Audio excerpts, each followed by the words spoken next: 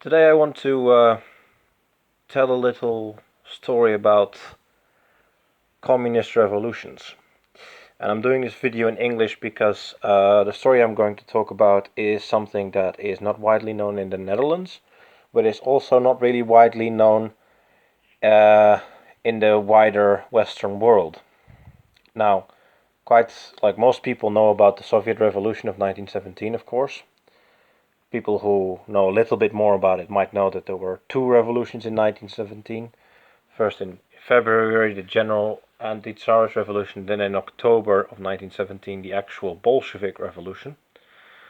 And other people will have heard of the Spartakists and the communist uprisings in Germany in 1918 after the end of the First World War, or really starting just before the end of the First World War and carrying on till 1919, in which the entire structure of society fell apart and there were several different communist republics formed in Germany.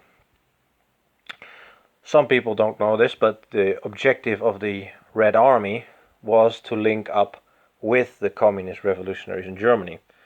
And this was only prevented by the Poles defeating the Red Army at the Miracle of Warsaw, as it's called, the Battle of Warsaw, where the Polish army, severely under-equipped and recently formed, managed to stop the Red Army advance.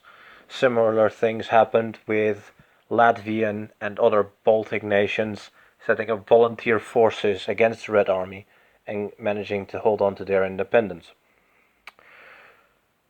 Now, one thing that isn't known is that in the Netherlands in 1918, on November the 9th, which is 2 days before the actual armistice of the First World War, but was during the ongoing strikes and revolutionary activity in Germany itself, a man called Pieter Jelles Troelstra, leader of the SDAP, the Social Labour Party, the Social Democratic Workers' Party in English, tried to do the same thing in the Netherlands. On November 9th, he, during a speech to the dock workers in Rotterdam, announced a communist revolution. And he called the laborers to take up arms. This actually surprised not only the laborers, it also surprised his own party, most of which disavowed him. The Netherlands has never really been a very revolutionary country, with the possible singular exception of the sudden Protestant Reformation, but we're a country that does things by dialogue and by sort of compromise historically. Revolutions don't really much happen here. Political change is gradual. But he tried this communist revolution, and there was some response given, but the government immediately responded by sending out the army into the streets of all of the major cities. The unrest from this proclamation lasted about a week. It is in Dutch history called de Rode Week, Red Week, and the unrest lasted from November 9th to November 14th of 1918. It's sometimes also called Troelstra's mistake, de vergissing van Troelstra. Although I think that is a description that communists give of this situation, because a mistake makes it sound like he should have prepared better for his revolution to be more successful. Now, there are streets named after this man, Troelstra, throughout the Netherlands. And this is a communist revolutionary, an extreme leftist, who tried to overthrow the Dutch state, the monarchy, the elected parliament, everything, the entire institutions of the state. He did not succeed, and it was really kind of treated as a bit of a joke, but he did still try. And we have streets named after him. I saw a train carriage in Groningen the other day, named after Troelstra. Troelstra is popular in Groningen because Groningen and Friesland are holdouts for the socialists due to historical circumstances, mostly the exploitation of farm laborers by bigger farm companies. Mm. I will read you a little bit of the Wikipedia article describing the actual events of the Red Week. On 25 October 1919, soldiers in Harskamp started a revolt. It was quickly extinguished but made a deep impression on Troelstra. He saw the events as an opportunity to realize the socialist revolution. Troelstra expressed his opinion in a conference of the Dutch Social Democratic Workers' Party, SDAP, but the rest of the party leadership did not support his opinion, claiming that the time was not yet right. Again, not yet right.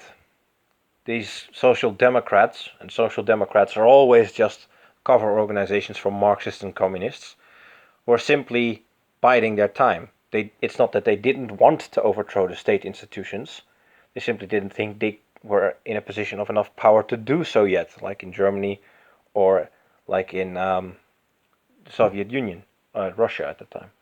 Also, another communist revolution that had happened at the time was Bela Kun's Hungary, which lasted very briefly until counter-revolutionary forces managed to crush the Socialist Republic.